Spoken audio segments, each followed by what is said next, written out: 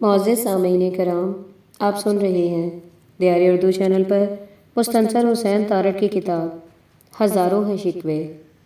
Sub heading میں مٹر کیوں نہیں کھا سکتا۔ میں آج بہت ملول اور رنجیدہ ہوں، اس لیے کہ میں پاگل ہو گیا ہوں۔ معاف کیجیے گا، میں یہ کیسے کہہ سکتا ہوں کہ میں پاگل ہو گیا ہوں؟ یہ فیصلہ تو آپ کو کرنا ہے کہ میں ہوں یا نہیں، اور میں خوب جانتا ہوں کہ آپ نے کیا فیصلہ کر رکھا ہے۔ بہرحال میں آج بہت ملول اور رنجیدہ اس لیے ہوں کہ کامل کمال پاگل ہو گیا ہے اور قربان ہو گیا ہے۔ دوست بہت عزیز ہوتے ہیں، بچپن کے دوست تو بہت ہی عزیز ہوتے ہیں، اور کامل میرا بچپن کا دوست ہے۔ تفصیل اس اجمال کی کچھ یوں ہے کہ کل میری بھابھی نے، نہیں بیگم کامل کمال نے مجھے فون کیا اور رو رو کے برا حال کر لیا۔ معاف کیجیے گا، اس نے فون کرتے ہی رو رو کے برا حال نہیں کیا، بلکہ پہلے فون کیا، پھر مجھے گھریلو صورتحال سے آگاہ کیا، اور پھر رو رو کے برا حال کیا۔ تو جناب، رو رو کے برا حال کرنے سے پیشتر اس نے میرے ساتھ جو گفتگو کی وہ کچھ یوں ہے۔ تارڑ بھائی بول رہے ہیں؟ بھائی جان، میں تو لٹ گئی، پلیز بھابھی اس قسم کی حرکت نہ کریں۔ آخر ہوا کیا ہے؟ ہونا کیا ہے؟ وہی ہوا ہے جو میں پہلے دن سے دہائی دیتی تھی۔ پہلے دن سے آپ کیا دہائی دیتی تھیں بھابھی؟ یہی کہ کامل کا دماغ خراب ہے، 2-4 ہزار کی شاپنگ کر آؤں تو بہکی بہکی باتیں کرنے لگتے ہیں، 2-4 دن کھانا نہ دوں تو لاغر سے ہو کر مجنوں سے بن جاتے ہیں۔ کسی محفل میں یوں ہی ہنسی مذاق میں کہہ دوں کہ کامل تو بہت سویٹ ہے اور ہمیشہ گھر میں برتن یہی صاف کرتے ہیں، تو چپ ہو جاتے تھے۔ تو تارڑ بھائی، میں تو پہلے دن سے دہائی دیتی تھی کہ ان کا دماغ خراب ہے۔ اب مزید کیا ہوا ہے بھابھی؟ ان کا تو سچ مچ دماغ خراب ہو گیا ہے بھائی جان، صبح سے رو رہے ہیں، ہنس رہے ہیں اور بہکی بہکی باتیں کر رہے ہیں۔ بھابھی، اس میں پریشان ہونے کی تو کوئی بات نہیں۔ اگر آپ پہلے دن سے یہی کہتی آئی ہیں کہ کامل پاگل ہے، تو اب ثابت ہو گیا ہے کہ وہ ہے۔ لیکن تارڑ بھائی، آپ سمجھ نہیں رہے، وہ کچھ زیادہ پاگل ہو گئے ہیں، مجھے بھی نہیں پہچان رہے۔ آپ فوری طور پر آ جائیں اور ان کو دیکھیں، اور دیکھنے کے بعد سمجھائیں پلیز۔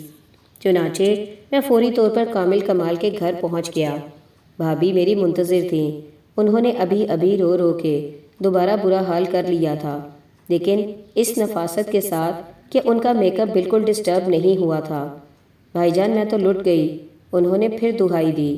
میں نے ان کے ماں باپ اور بھائی بہنوں کو بھی اطلاع کر دی ہے، ایک نیورو سرجن سے بھی مشورہ کر لیا ہے، لیکن پلیز بھائی جان میرا سہاگ بچائیں، چاہے یہ سہاگ پاگل ہی کیوں نہ ہو۔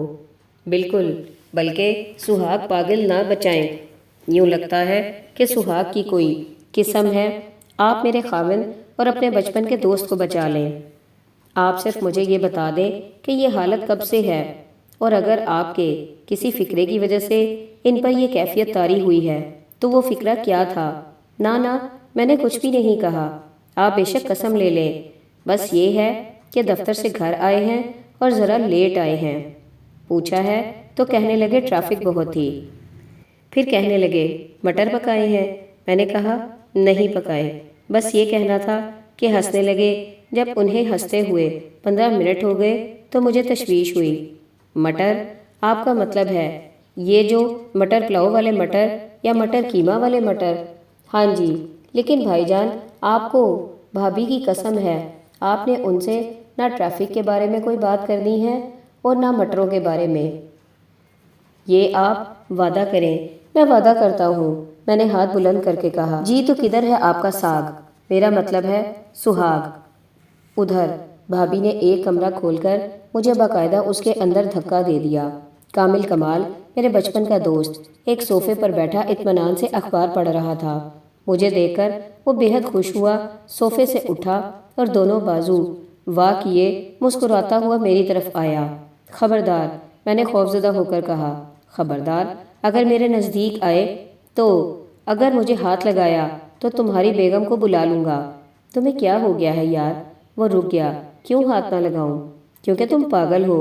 ابھی ابھی میری بھابھی نے مجھے فون پر اطلاع دی تھی اور میں پرتشویش ہو کر تمہاری خبر لینے آ گیا۔ وہ ہنسنے لگا۔ اور جب 5 منٹ تک ہنستا ہی رہا تو میں زیادہ پرتشویش ہو گیا۔ بالآخر اس نے توقف کیا اور میرا ہاتھ پکڑ کر ایک نزدیکی صوفے پر بٹھایا اور سنجیدگی سے گویا ہوا، آج میں دفتر سے نکلا ہوں تو گھر آنے کے لیے غلطی سے مال روڈ والا راستہ اختیار کر لیا۔ پورے 2 گھنٹے میں موبائل کا دھواں، لاہور کی دھول، گھوڑوں کی لد اور انسانوں کے سانسوں کی آلودگی میں زندہ رہنے کی کوشش کرتا رہا۔ جب گھر واپس آیا ہوں تو بہت برے حال میں تھا۔ بیگم نے پوچھا کہ دیر سے کیوں آئے ہو؟ تو میں نے بتایا کہ ٹریفک کی وجہ سے۔ وہ بحث کرنے لگی کہ اتنی زیادہ ٹریفک نہیں ہو سکتی کہ تم مال روڈ سے یہاں تک 2 گھنٹے لگا دو، تم کہیں اور گئے تھے۔ پھر میں نے تفصیل بتانے کی کوشش کی لیکن وہ نہ مانی۔ 2 گھنٹے بحث کرتا رہا اور جب تنگ آ گیا تو میں ہنسنے لگا، تناؤ اور ذہنی دباؤ کم کرنے کے لیے ہنسنے لگا۔ وہ بولتی رہی اور میں سنتا رہا، ہنستا رہا۔ جب وہ چپ ہوئی تو میں نے پھر کہا کہ بیگم ٹریفک بہت تھی، تو وہ پھر شروع ہو گئی۔ چنانچہ یہ سلسلہ کافی دیر تک جاری رہا۔ جب کھانے کا وقت ہوا تو میں نے پوچھا بیگم مٹر پکائے ہیں؟ بیگم نے کہا نہیں۔ میں نے پوچھا کیوں؟ تو کہنے لگی 80 روپے کلو ہیں، بہت مہنگے ہیں۔ بس تارڑ صاحب، میرا فیوز اڑ گیا۔ مٹر نہیں پکائے اس لیے فیوز اڑ گیا؟ ہاں تارڑ بھائی، میں اس خاندان کا سربراہ ہوں، کیا میں مٹر نہیں کھا سکتا؟ کیوں نہیں کھا سکتے؟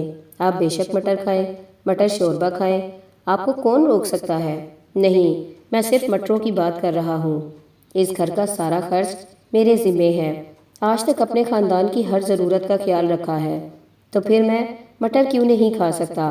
کامل اپنے صوفے سے کھڑا ہوا، اس کا چہرہ سرخ ہو رہا تھا۔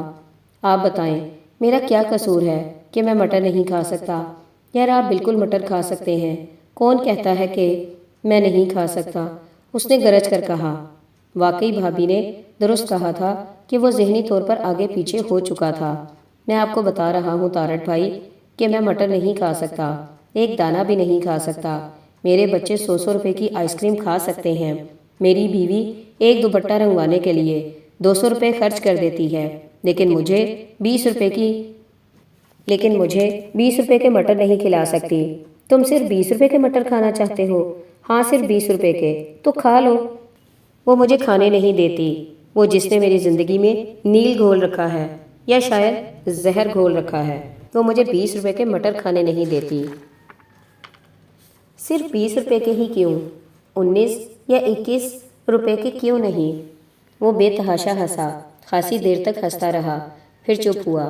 20 روپے کے اس لیے کہ مٹروں کا ایک پاؤ 20 روپے کا آتا ہے۔ دیکھو تارڑ، میں پاگل نہیں ہوں، میری بات غور سے سن لو۔ بازار میں تازہ تازہ مٹر آئے تھے، میں نے بیگم سے کہا کہ آج تو مٹر پلاؤ کھانے کو جی چاہتا ہے۔ بیگم نے سبزی والے سے بھاؤ پوچھا تو معلوم ہوا 48 روپے کلو ہے۔ کہنے لگی پلاؤ کم از کم 1 پاؤ مٹر درکار ہوتے ہیں، تو 12 روپے پاؤ تو بہت زیادتی ہے، ذرا سستے ہو جائیں پھر خریدیں گے۔ 3 دن بعد میں نے پھر کہا کہ بیگم مٹر شوربہ کھانے کو جی چاہتا ہے۔ معلوم ہوا کہ اب مٹر 15 روپے پاؤ ہو گئے ہیں، اس لیے ابھی کچھ دن ٹھہر جائیں۔ آج صبح میں بیوی کو آخری وارننگ دے کر گیا تھا کہ چاہے آج مٹر 1000 روپے کلو ہو جائیں، میں مٹر پلاؤ ضرور کھاؤں گا۔ واپس آیا ہوں تو ٹریفک کا مسئلہ، اور جب پوچھا ہے کہ بیگم مٹر پکائے ہیں تو کہنے لگی 80 روپے کلو ہو گئے ہیں، میں 20 روپے کے پاؤ مٹر نہیں خریدوں گی۔ اب آپ ہی بتائیں تارڑ بھائی، میں ہیڈ آف اسٹیٹ ہوں، یعنی ہیڈ آف فیملی ہوں، تو میں مٹر کیوں نہیں کھا سکتا؟ کامل کمال کی آنکھوں میں آنسو آ رہے تھے اور وہ بار بار سر ہلا کر کہتا تھا میں مٹر کیوں نہیں کھا سکتا، میں 20 روپے کے مٹر کیوں نہیں کھا سکتا؟ میں بھی قدرے آپ دیدہ ہو گیا کہ ایک شریف آدمی جو اپنی فیملی کی ہر ضرورت کا خیال رکھتا ہے، اگر اس کا جی چاہتا ہے کہ وہ مٹر کھائے تو کیوں نہیں کھا سکتا؟ میں کمرے سے باہر آیا اور بیگم کامل سے کہا بھابھی آج شام آپ مٹر پکا لیں، آپ کا خامن بالکل ٹھیک ہو جائے گا۔ آپ کو پتہ ہے 20 روپے پاؤ ہے مٹر۔ بیگم کامل نے چمک کر کہا میرا دماغ خراب ہے کہ اتنے مہنگے مٹر خریدوں، اور خامن بے شک پاگل ہو جائے۔ مہنگائی کی وجہ سے پاکستان بھر کے خامن پاگل ہو چکے ہیں۔ ان میں ایک نارمل خاوند ہی تو اچھا نہیں لگے گا، خاص طور پر منی بجٹ کے بعد۔ لیکن ملک و قوم کے لیے قربانی تو دینی پڑتی ہے نا بھائی جان۔ میں نے اپنا خاوند قربان کر دیا ہے۔ کیا زبردست محب الوطن خاتون ہے۔ میں نے سوچا لیکن ہر کوئی تو اپنا خاوند قربان نہیں کر سکتا۔ ویسے جانے کیوں آج میرا دل بھی مٹر کھانے کو چاہ رہا ہے۔ سب ہیڈنگ: ہم مائیں فروخت نہیں کرتے۔ بچہ جمورہ: گھوم جا۔ مالک: گھوم گیا۔ جو پوچھے گا بتلائے گا۔ تو یہ بتا کہ آج تیری آواز میں دکھ کہاں سے آیا؟ تو اداس کیوں ہے؟ ٹھیک ہے میں بچہ جمورہ ہوں، لیکن اس کے باوجود میں دکھی ہو سکتا ہوں۔ نہ بچے، تیرے کوئی جذبات نہیں۔ جو میں کہتا ہوں وہ تو کرتا ہے۔ کہتا ہوں کہ گھوم جا تو تو گھوم جاتا ہے۔ میں کہتا ہوں اٹھ بیٹھو تو اٹھ بیٹھتا ہے۔ میری مرضی کا غلام ہے، اس لیے تو کیسے عام انسان ہو سکتا ہے؟ غلطی ہو گئی مالک، میں دکھی نہیں ہوں، اداس نہیں ہوں، صرف یہ ہے کہ تو مجھے میرے صحیح نام سے پکارا کر۔ بچہ جمورہ تو میں بہت عرصہ پہلے تھا، تو اب کیا ہے؟ میں آہستہ آہستہ تمہارا بچہ مجبوراً ہو گیا ہوں۔ یہی میرا نام ہے، مجھے اسی نام سے پکارا کر۔ ہاں بچے، میں نے دنیا میں کسی ایک بچے کو جمورہ سے مجبورہ نہیں بنایا، بہت سو کو بنایا۔ کیا تو میرا شکر گزار نہیں؟ تو ان داتا ہے مالک، اور تیرا مالک کون ہے بچے؟ تو اور کون؟ میں نے تم پر جو نوازشات کی وہ بھول تو نہیں گیا؟ مجبورے؟ نہیں مالک، میں نے تیری گندم کھائی ہوئی ہے، تیری اترن پہنی ہوئی ہے، تیرے پرانے ہتھیار اور جہاز خریدے ہوئے ہیں، یہاں تک کہ اپنی زمین تک تجھے سونپ دی تھی جس پر تو نے بڈھا بیر کا ہوائی اڈا بنایا، جس کے اندر کسی پاکستانی کو جانے کی اجازت نہ تھی، چاہے وہ وزیر اعظم ہی کیوں نہ ہو۔ اور یہیں سے یوٹو نامی جہاز سوویت یونین پر جاسوسی کرنے گیا اور انہوں نے مار گرایا۔ میں نے مالک تیرے لیے بہت کچھ کیا ہے۔ خروش چیف نے پاکستان کے نقشے پر پشاور کے گرد ایک سرخ دائرہ لگایا تھا کہ ایٹمی حملے کی صورت میں پہلا ایٹم بم ادھر گرائیں گے۔ مالک میں نے تیرے لیے اپنی نسلیں داؤ پر لگا دیں، میں نے بھی تو تیرے لیے بہت کچھ کیا ہے۔ بچے تو ذرا گستاخ ہو رہا ہے، مالک کے سامنے بولتا ہے جو تجھے کھلاتا پلاتا ہے پالتا ہے۔ بچے ذرا احتیاط سے بات کر۔ اور مالک میں اب بچہ بھی نہیں رہا، 50 برس کا ہو گیا ہوں۔ تو بے شک 100 برس کا ہو جائے لیکن بچہ ہی رہے گا۔ بچے وہی بڑے ہوتے ہیں جو اپنے پاؤں پر کھڑا ہونا سیکھیں، اپنی ماؤں کی حفاظت کریں، جو کسی کے آگے ہاتھ نہ پھیلائیں، تب وہ بڑے ہوتے ہیں، نہیں تو ہمیشہ بچے مجبورے ہی رہتے ہیں۔ ہو سکتا ہے کل بچہ مجبورہ نہ ہو، تم رہو گے۔ کشکول اٹھانے والے ہاتھ کبھی مشقت کی روزی نہیں کما سکتے، اور مجبوری کے توڑ کے لیے صرف ایک لمحے کا فیصلہ ہوتا ہے، اس کے لیے کسی کل کا انتظار نہیں کیا جاتا۔ ویسے بچے مجبورے؟ ہاں مالک، آج تیرے لہجے میں بغاوت کی بو ہے، تو میرے احسان بھول رہا ہے شاید۔ نہیں مالک، میں نہیں بھول رہا، میں جانتا ہوں کہ صرف تو نے مجھے بچہ مجبورہ نہیں بنایا، میرے بہت سارے ہم وطنوں نے بھی تیرا ساتھ دیا ہے۔ اگرچہ میں دنیا بھر میں کرپشن کے حوالے سے دوسرے نمبر کی امتیازی پوزیشن کھو چکا ہوں، لیکن صد شکر کہ ایشیا میں اب بھی ٹاپ پر ہوں۔ مجھے میرے اپنوں نے بھی بیچا ہے، میری عزت کے سودے کیے ہیں، جس کے ہاتھ جو لگتا ہے لے جاتا ہے۔ صرف تو نے مجھے بچہ مجبورہ نہیں بنایا، اس میں میرے اپنے بھی شامل تھے، بے ایمان لوگ جو ہر لمحہ ایمان کی بات کرتے ہیں۔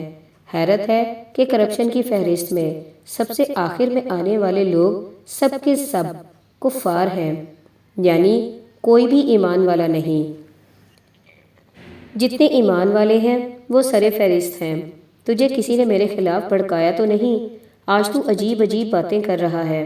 نہ، ایسی کوئی بات نہیں، لیکن مجھے یہ بھی یاد آ رہا ہے کہ میں نے افغانستان کی جنگ تیرے لیے لڑی، اپنی بندرگاہیں تیرے میزائل اور اسلحے کے لیے کھول دیں، اپنی سرحدیں کھول دیں۔ سوویت یونین سے मेरा तो कोई झगड़ा ना था, तेरा था। उधर सोवियत यूनियन रेत के एक घर की तरह मिस्मार हो गया, इधर तूने नजरें फेर ली। तुम दोनों ने मिलकर अफगानिस्तान जैसे खूबसूरत मुल्क को बर्बाद कर दिया। पहले तो जहाद हो रहा था, अब क्या हो रहा है मालिक? सवाल तू नहीं करेगा, मैं करूँगा। अफगानिस्तान की जंग में से तेरे हम वतनों ने भी तो बहुत कमाया है। असलहा सारे का सारा सरहद पार तो नहीं जाता था। पनाह गुज़ीनों के लिए जितनी इमदाद हम देते थे उन पर तो खर्च नहीं करते थे। सब ने हाथ रंगे और फिर पाकीज़गी और मुहिब्बुल वतनी के लुबादे ओढ़कर बैठ गए। लेकिन मालिक, इस जंग से एक आदमी को क्या मिला? Heroine culture, Kalashnikov culture. क्या ये हैरत अंगेज़ बात नहीं कि इस मुकद्दस जंग से पेशतर हमारे यहाँ एक भी हीरोइन का आदी ना था, और ये डाके, कत्ल और बर्बरियत ये सब की सब बराह रास्त उधर से आई। तुम तो दामन झाड़ कर चले गए, भुगत हम रहे हैं। तेरे लहजे में वाज़े तौर पर बगावत की बू है। तू इन दिनों पढ़ क्या रहा है? कहीं तेरी बगावत तेरे इल्म की वजह से तो नहीं है?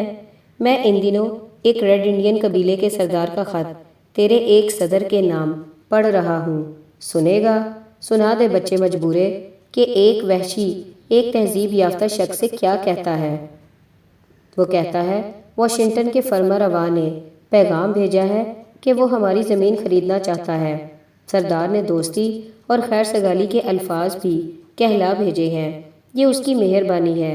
हम जानते हैं कि उसको हमारी दोस्ती की ज़रूरत नहीं, मगर हम इसकी पेशकश पर गौर करेंगे, क्योंकि हम ये भी जानते हैं कि अगर हमने ज़मीन ना बेची तो सफ़ेद फार्म लोग बंदूकें लेकर आ जाएंगे और हमारी ज़मीनें छीन लेंगे। सफ़ेद फार्म लोग हमारी रिवायात से आशना नहीं। ज़मीन का एक इलाका उसके लिए दूसरे टुकड़े की तरह है, क्योंकि सफ़ेद फार्म वो अजनबी है जो रात में आता है और ज़मीन से जो चाहता है नोच लेता है। ज़मीन उसकी मोहसिन नहीं, उसकी दुश्मन है, और जब वो उसको ख़त्म कर लेता है तो फिर चल पड़ता है। अपने आबाओ अजदाद की जड़ें पीछे छोड़े औलाद के पैदाइशी हक़ को भूल जाता है। वो अपनी माँ ज़मीन को, अपने भाई आसमान को ख़रीदी हुई चीज़ों की तरह समझता है, लूट मार करता है और हर शय बेच देता है। उसकी हवस इस ज़मीन को खा जाएगी और वो पीछे सिर्फ वीराना छोड़ जाएगा। अपना लेक्चर बंद कर बच्चे मजबूरे। तुमने देख लिया कि मैंने उस वहशी रेड इंडियन सरदार को गलत साबित कर दिया है। वो मुल्क अब वीराना नहीं है, दुनिया का ताकतवर तरीन और अमीर तरीन मुल्क है। अगर मैं ना होता तो वहाँ अब भी रेड इंडियन घोड़े दौड़ाते फिरते। उनका खात्मा किया है तो तरक्की हुई है, जैसे अब इस इसराइली फ़लस्तीनियों का खात्मा कर रहे हैं। उनका तस्करा भी तारीखों में रह जाएगा। बच्चे, आज तू बहुत बोला है, कुछ रह गया है तो वो भी बोल दे। सिर्फ एक बात कहना चाहता हूँ मालिक, और सिर्फ इसी बात की वजह से मेरी आवाज़ में दुख था और मैं उदास था। वो कौन सी बात है बच्चा मजबूरा? तू नाराज़ ना होना, मैं शिकायत नहीं कर रहा, पहले से माफ़ी मांगता हूँ, नाराज़ ना होना। बच्चे, जो कहना है अब कह दे। मालिक, हमारी माएँ फ़रोख्त के लिए नहीं हैं। क्या मतलब? मैं चंद हज़ार डॉलर में अपनी माँ नहीं बेच सकता मालिक। मैं सब कुछ हूँ, इज़्ज़त नफ्स ख़त्म हो चुकी, बेवकार हो चुका, लेकिन इसके बावजूद हम माएँ नहीं बेचते मालिक। ओहो, तू भी उस छोटे से फ़िक्रे से जज्बाती हो गया बच्चे मजबूरे। ठीक है, अगर तुम्हें दुख पहुँचा है तो बेशक तुम मेरी माँ के बारे में जो जी में आए कह लो, ठीक है? नहीं मालिक, एक तो हम दूसरों की माँओं को गालियाँ देने वाले लोग नहीं, हमारी रिवायत नहीं, और दूसरा ये कि मालिक, आपको तो अक्सर पता ही नहीं होता कि आपकी माँ कौन सी है और कहाँ है। हमें पता होता है, इसीलिए हमें दुख होता है। अच्छा, अगर दुख होता है तो तुम मेरा क्या कर लोगे? कुछ भी नहीं। तो फिर बच्चा मजबूरा, घूम जा। घूम गया, जो पूछेगा बतलाएगा, बतलाएगा मालिक। सब हेडिंग, मेरा खाविंद मेरा लंगूर। एक शाम एक रेस्तरां में मैं खाना खा रहा था کہ برابر کی میز سے ایک خاتون اٹھ کر میرے پاس آ گئیں اور کہنے لگیں، یہ آپ کی بیگم ہے؟ خوش قسمتی سے اس شام میں واقعی اپنی بیگم کے ہمراہ کھانا کھا رہا تھا، چنانچہ میں نے نڈر ہو کر کہا، جی ہاں، 100% میری بیگم ہے، یہ تو بے حد نفیس خاتون ہے۔ ان خاتون نے ذرا ناراض ہو کر کہا، بالکل ہے، میں نے کب انکار کیا ہے؟ میں نے نہایت انکساری سے جواب دیا، لیکن وہ خاتون تو غصے سے لال بھبوکا ہو گئیں۔ اتنی اچھی اور خوش شکل آپ کی بیگم ہے، اور آپ کو شرم نہیں آتی کہ آپ اپنی تحریروں اور کالموں وغیرہ میں ان کا ریکارڈ لگاتے ہیں اور ان کی کردار کشی کرتے ہیں، خود مظلوم بنتے ہیں اور انہیں انتہائی ظالم بیوی کے روپ میں پیش کرتے ہیں؟ بیچاری آپ کی بیگم۔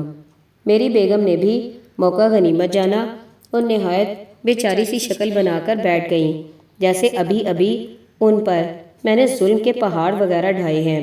دیکھیں بی بی، اب آپ سے کیا عرض کروں کہ یہ جو ہماری بیگم ہے اور واقعی بے حد نفیس ہیں، تو دیکھنے میں قطعی طور پر مضر صحت نہیں لگتی، لیکن چھوڑیں جی، اس خاتون نے فوراً ٹوک دیا، میں بہت عزت کرتی تھی آپ کی تحریریں شوق سے پڑھتی تھی، ٹیلی ویژن پر آپ کے ڈرامے دیکھتی تھی، بلکہ بہت زیادہ عزت کرتی تھی آپ کی، اور آپ تو انتہائی جھوٹے اور فریبی شخص ہیں، جو ہماری بھابھی جو ماشاءاللہ اتنی پیاری ہیں ان کے بارے میں فضول باتیں لکھتے ہیں۔ بیگم نے اتنی پیاری سنتے ہی ذرا پیاری لگنے کی کوشش کی، بہرحال بہت مایوس کیا ہے آپ نے، مجھے ترس آتا ہے آپ کی بیوی پر۔ یہ کہہ کر وہ خاتون باقاعدہ پھنکارتی ہوئی چلی گئی، حالانکہ میں انہیں بتانا چاہتا تھا کہ ایک تو ہم لوگ زیب داستاں کے لیے کچھ بڑھا بھی دیتے ہیں، اور یہ جو میرے پہلو میں برا جمع خاتون اس وقت نہایت پرامن لگ رہی ہیں، تو صرف اس لیے کہ اسے اپنے فرینچ انین سوپ کا انتظار ہے۔ یہ جب گھر پہنچیں گی تو ان کی گرج چمک دیکھنا۔ بہرحال اس خاتون کی آمد سے میری بیگم کی شام انتہائی حسین ہو گئی۔ وہ بار بار مسکراتی اور کہتی، ایک روز تو دنیا کو علم ہونا تھا کہ تم کتنے جابر خاوند ہو، ایک دن تو لوگوں کو حقیقت کا احساس ہونا تھا، لیکن دراصل حقیقت کیا ہے یہ تو ہم جیسے جانتے ہیں جن کے دل پر گزرتی ہے، اور ہم جانتے ہیں کہ بیوی ایک سچ مچ کے انسان کو بندر بنا دیتی ہے اور وہ درخت پر چڑھ جاتا ہے۔ میں بالکل درست عرض کرتا ہوں کہ ہر بیوی کے اختیار میں ہوتا ہے کہ کب وہ اپنے شوہر نامدار کو بندر میں بدل دے اور وہ نزدیک ترین درخت میں جا کر قیام پذیر ہو جائے۔ میں خود اس انجام سے بے حد خوفزدہ ہوں، کیونکہ میں تو ڈارون کی تھیوری کو ناپسندیدگی کی نظر سے صرف اس لیے دیکھتا تھا کہ مجھے اپنے ماضی میں بندر ہونا پسند نہ تھا۔ اگر ماضی میں پسند نہ تھا، جو کہ میری یادداشت سے محو ہو چکا ہے، تو پھر میں یہ کیسے پسند کروں گا کہ مستقبل میں پھر بندر ہو جاؤں؟ یوں بھی بچپن میں درختوں پر چڑھنے کے معاملے میں بے حد پھسڈی تھا، اور اس بندر کی حالت ذرا ملاحظہ کیجئے جو درختوں پر جھولنا تو کجا چڑھنا بھی نہ جانتا ہو۔ چنانچہ میں بیگم کے ساتھ بے حد احتیاط برتتا ہوں۔ خواتین و حضرات، شاید آپ اس بندر روپ کے بارے میں مجھے شک کی نظر سے دیکھتے ہوں کہ یہ شخص یوں ہی ادھر ادھر کی ہانک رہا ہے تاکہ اس کا کالم پڑھا جائے، اور زیب داستان سے کہیں آگے جا کر نازیب داستان ہو گیا ہے۔ لیکن میں حلفیہ عرض کرتا ہوں کہ دنیا کی کوئی بھی بیگم اپنے خاوند کو بندر میں بدل سکتی ہے، البتہ میں یہ بتانے سے قاصر ہوں کہ اس بندر کی قسم کون سی ہوتی ہے اور کیا ان میں لنگور شامل ہے یا نہیں۔ مجھے اگر ان دونوں میں سے چناؤ کرنا پڑے تو میں شاید لنگور بننا پسند کروں گا۔ لنگور کم از کم کسی درخت کی شاخ کے گرد اپنی دم لپیٹ کر مزے سے جھولے تو لے سکتا ہے، اور ان دنوں ساون رات ہے اور باغوں میں پڑے جھولے، اور تم بھول گئے ہم کو اور ہم تم کو نہیں بھولے۔ اگر کوئی شخص نچلا نہ بیٹھتا ہو اور ظرافت پر تلا ہو تو ہمارے ہاں کیا کہا جاتا ہے کہ یہ باندر بننے پر اتر آیا ہے۔ چنانچہ میں اگر کسی حد تک باندر بننے کا مظاہرہ کر رہا ہوں تو صرف اس لیے کہ میں حقیقتاً بندر میں بدل جانے سے خوفزدہ ہوں، اور اس خوف کی بنیاد وہ خبر ہے جس میں ہمیں یہ بتایا گیا ہے کہ ہندوستان میں ایک صاحب جن کے 3 بچے ہیں بیوی سے ناراض ہوئے یا بیوی ان سے ناراض ہوئیں تو وہ ایک درخت پر چڑھ گئے، چڑھ کر اتر آتے تو اور بات تھی، لیکن وہ وہاں قیام پذیر ہو گئے اور پچھلے 4 ماہ سے وہیں مقیم ہیں۔ سب لوگ منت سماجت کر چکے لیکن وہ نیچے اترنے کا نام نہیں لیتے، یہاں تک کہ بیگم بھی اوپر گئیں اور 2 دن تک ان کے پاؤں پکڑے رکھے کہ سرتاج بندر مت بنو، نیچے آ جاؤ، اور سرتاج نیچے تو کیا آتے، الٹا بیگم کو کاٹ لیا کیونکہ وہ اپنے تئیں بندر بن چکے تھے۔ ان کی والدہ البتہ ایک رسے کی مدد سے انہیں کھانا پہنچا دیتی تھیں اور وہ وہاں بے حد خوش ہیں۔ 4 ماہ کے بعد بیوی تنگ آ کر اپنے میکے سے دھار گئیں، لیکن اس کے باوجود صاحب درخت سے نیچے نہیں آئے۔ ہندوستان میں یوں بھی ایواگون کے چکر ہیں اور بندر حضرات کو نہایت بلند مرتبہ ملتا ہے اور ان کی پرستش کی جاتی ہے۔ چنانچہ ان صاحب کا بیوی سے لڑائی جھگڑے کے بعد بندر ہو جانا اتنا معیوب نہیں لگتا، لیکن پاکستان میں کسی شخص کے لیے یکدم بندر ہو کر درخت پر چڑھ جانا قدرے قابل اعتراض ہے۔ مجھے یاد ہے کہ ایک مرتبہ منیر نیازی کراچی گئے، واپسی پر ہم نے پوچھا، نیازی صاحب کراچی کا دورہ کیسا رہا؟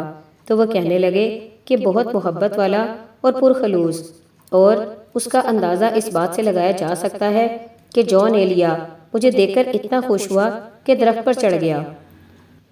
ہم نے سوچا کہ نیازی صاحب ذرا گپ لگا رہے ہیں، لیکن انہوں نے نہایت سنجیدگی سے اعلان کیا کہ نہیں، میں بالکل سچ کہہ رہا ہوں کہ جان ایلیا میری محبت کی تاب نہ لا کر نزدیک ترین درخت پر چڑھ گیا اور پھر شاید بڑی مشکل سے اہل محلہ نے انہیں نیچے اتارا۔ چنانچہ انسان غمی اور خوشی کے اظہار کے طور پر اگر درخت پر چڑھ جاتا ہے تو یہ کوئی نئی بات نہیں، کیونکہ اس طرح تو ہوتا ہے اس طرح کے کاموں میں۔ مسئلہ صرف یہ ہے کہ اگر انسان کی اپنی بیوی سے لڑائی ہو جائے تو وہ اس کا اظہار کیسے کر سکتا ہے؟ درخت پر چڑھ جانے کے علاوہ بھی 2-4 اور طریقے ہیں اور آزمودہ ہیں اور بیویوں سے زد و کوب ہونے والے خاوندوں کو خاص طور پر پسند آئیں گے۔ پہلا طریقہ تو یہ ہے کہ انسان شاعر ہو جائے، یعنی اگر آپ فی الحال شاعر نہیں ہیں تو شاعر ہونے میں نہ ہینگ لگتی ہے اور نہ پھٹکڑی، اور یہ صرف اسی صورت میں لگتی ہے جب آپ کے بیہودہ شعر بن کر پبلک آپ کو پھینٹی لگائے اور آپ زخموں سے چور چور ہوں اور ان پر آپ کا کوئی خیر خواہ ہینگ بھی لگائے اور پھٹکڑی بھی۔ شاعر بننے کے لیے آپ کو زیادہ مشکلات کا سامنا نہیں کرنا پڑے گا۔ یہ اگر مشکل کام ہوتا تو پاکستان کا ہر دوسرا شخص شاعر نہ ہوتا۔ اگر عروض کی پابندی پریشان کرے تو آپ بڑی آسانی سے آزاد ہو سکتے ہیں۔ اب آپ پوچھیں گے کہ بیوی سے ناراضگی کا اظہار کیسے ہوگا؟ تو عرض یہ ہے کہ ایک تو بیوی کے لیے یہی کیا ڈوب مرنے کا مقام نہیں کہ اس کا اکلوتا خاوند شاعر ہو گیا ہے، اور اس کے علاوہ پاکستان سے باہر خاص طور پر گلف اور یورپ میں فوری طور پر آپ ایک بین الاقوامی مشاعرے میں مدعو کر لیے جائیں گے۔ اتنی آسانی سے تو مدعو نہیں کر لیے جائیں گے، اس کے لیے خاص تگ و دو کرنی پڑے گی، لیکن ایک بار مدعو ہو گئے تو پھر ساری عمر آپ آتے جاتے رہیں گے۔ گلف اور یورپ کے مشاعروں کی خصوصیت یہ ہوتی ہے کہ ان میں بیشتر ایسے شاعر مدعو ہوتے ہیں جنہیں صرف گلف اور یورپ والے جانتے ہیں۔ ہم پاکستان میں ان کے نام گرامی سے واقف ہی نہیں ہوتے۔ لاہور میں کم از کم 3-4 شاعر ایسے ہیں جن کے وجود کے بارے میں ہمیں تب علم ہوا جب ہم نے ایک ادبی اخبار میں یہ خبر پڑھی کہ فلاں صاحب یورپ کا کامیاب دورہ کر کے لوٹے ہیں، اور اس دورے کے دوران ان کے اعزاز میں خصوصی نشستیں ترتیب دی گئیں۔ یاد رہے کہ موصوف ایک شاعر ہیں اور ہم ان کے ظرف کی بھی داد دیتے ہیں کہ وہ نہایت فراغ دلی سے اقرار کرتے ہیں کہ جی ہم تو ناروے کے شاعر ہیں۔ یہاں اگر لوگوں میں اتنا شعور نہیں کہ ہماری شاعری کی قدر کرتے تو اس میں ہمارا یا ناروے والوں کا کیا قصور ہے؟ تو جناب اگر آپ شاعر ہو جاتے ہیں اور آئے دن غیر ملکی دوروں پر جاتے ہیں تو بیگم نہایت پشیمان ہوگی اور آپ سے صلح کی درخواست کرے گی اور باقاعدہ منت سماجت کرے گی، کیونکہ اس دوران آپ اسے وہ تصویریں بھی دکھا چکے ہوں گے جو ہمارے ادبی اخباروں میں چھپتی ہیں کہ ایک نہایت بزرگ پس مردہ اور بوسیدہ حالت زار والے شاعر ایک نہایت اوٹ پٹانگ قسم کی انگریز دوشیزہ کے ساتھ کھڑے ہیں، اور تصویر کے نیچے لکھا ہے مشہور شاعر طوطا ہریاول پوری اپنی ایک مداح مس گلوریا کے ساتھ، اور اس میں گلوریا کی شکل ایسی ہے جیسے پرانے اگال دان پر گلوری کی بوچھاڑ۔ بیوی پر اپنی ناراضگی ظاہر کرنے کے لیے کچھ اور طریقے بھی ہیں جو کسی اور کالم کے لیے اٹھائے رکھتے ہیں، لیکن ایک طریقہ یہ بھی ہے کہ آپ کھانے کا بائیکاٹ کر دیں، یعنی بھوک ہڑتال شروع کر دیں، وقفے سے باہر آ جائیں اور وہاں سے سینڈوچ اور سموسے وغیرہ خرید کر لے آئیں، کیونکہ مکمل بھوک ہڑتال سے آپ فوت بھی ہو سکتے ہیں اور بیگم مزید خوش ہوں گی۔ ایک اور طریقہ یہ ہے کہ آپ دوسری شادی کر لیں، لیکن اس کے لیے جو جرأت درکار ہے وہ کم از کم پاکستانی خاوندوں میں تو مفقود ہو چکی ہے۔ میرا خیال ہے بہترین طریقہ وہی ہے کہ انسان درخت پر چڑھ جائے اور کسی شاخ سے دم لپیٹ کر جھولے اور باغوں میں پڑے جھولے۔ بیگم بھول گئی ہم کو، ہم اس کو نہیں بھولے۔